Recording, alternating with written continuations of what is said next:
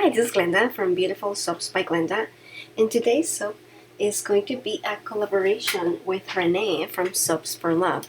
I feel that the design and the theme for the soap goes really well with her channel and what she's about because first, the name, Soaps for Love, and secondly, because what she does is that she doesn't sell her soap. Rather, she donates it. She makes soap and then she donates it to a lot of charitable organizations where she lives so that it can be given to people who may be homeless or who may be in a difficult situation. So make sure to check out her video and her channel to see what she did with this collaboration. I'm going to include links below in the description box so you can do that more quickly. Our collaboration consisted of having a soap that had two things in common. One, that it incorporated the color pink in one way or another, and two, that it will feature a heart or more than one heart in the design. And this could have been either part of the design inside of the soap, or it could have been an embed on the outside of the soap. I'm going to try to make my heart with a full screen disc that I 3D printed, and I hope that it works because this will be, I think, my 5th attempt at it.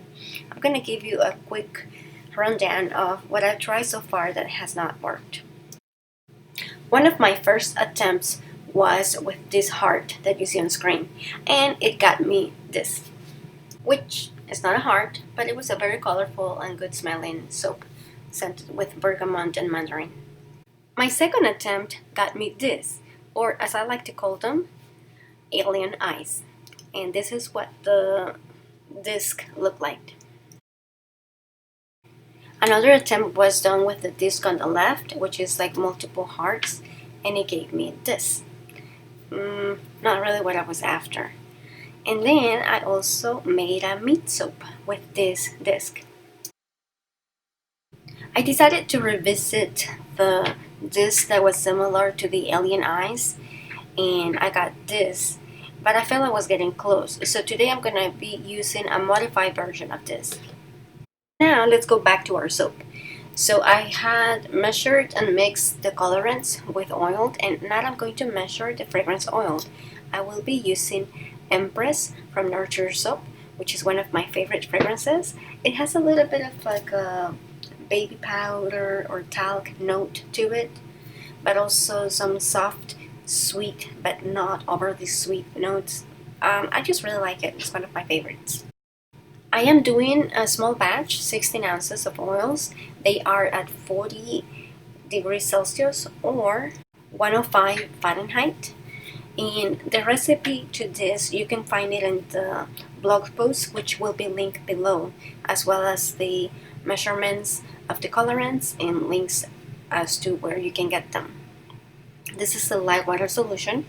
It's distilled water with lye pretty much, but it's a specific measurement for this amount of oils. The lye water solution was at room temperature. Whenever you work with lye, you have to make sure to wear eye protection, hands protection. I'm wearing long sleeves and also closed toe shoes because this stuff can burn. I blended this for about 15 seconds in low the first time, then I stirred it for about 10 seconds, and then I blended it again for another 10 to 15 seconds. All in all, it only took me 45 seconds to reach emulsion phase, which is when the oils and the water are completely united and they're not breaking apart. The color is also lighter. Here you can see how it is coating the shaft of the stick blender without breaking apart. So I'm going to go ahead and add the fragrance, mix it in, and then I'm going to split the soap batter into the 3 different containers for each color.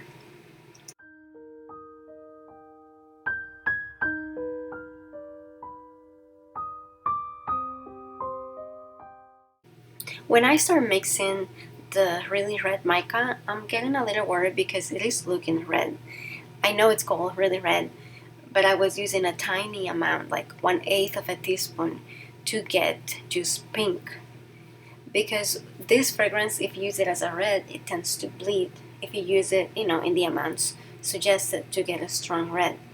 But right now it's looking darker than I anticipated it to, but we'll see how it turns out.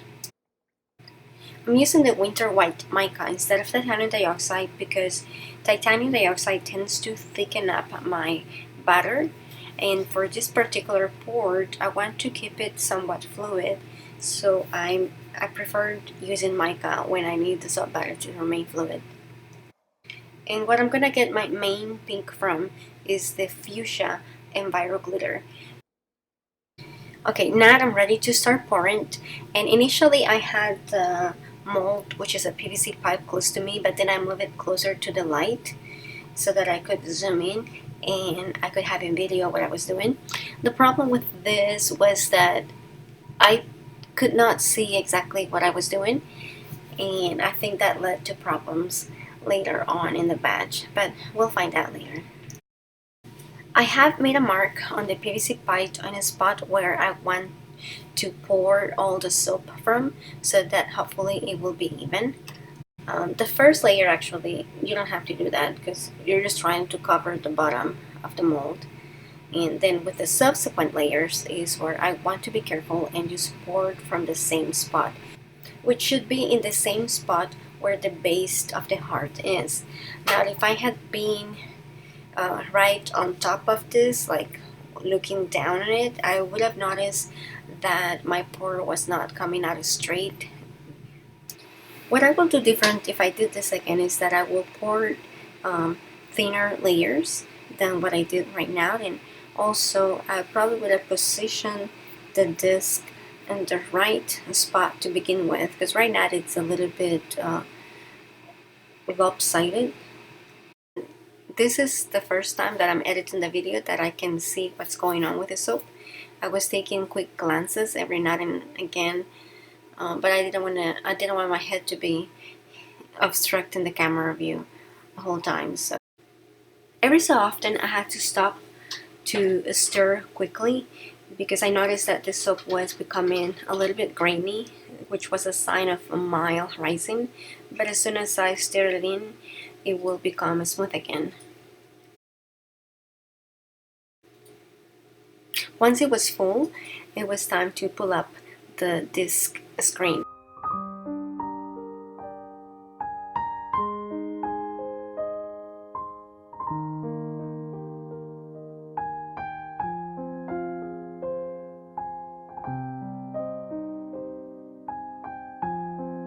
And then I put this into a cardboard box, and underneath the cardboard box I have a heating pad to see if I can force gel. A couple days later it was ready to come out. I did put it in the freezer for like an hour, and then I took it out and left it on the counter for 10 minutes to see if that will help it come out. It seems it was too soft because I'm leaving indentations with my fingers as I push it. So I decided to use something that was round to keep pushing it out. And when I did that, then it was sliding out more easily. I have sanded the edges of my PVC pipe because one time when I was doing this, I scratched my hand pretty badly, and I learned my lesson.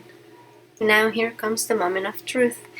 First, I just cut off a slice of the edge because it wasn't even, and I like what I'm seeing at the bottom of this. I can see a heart with some little circles at the bottom,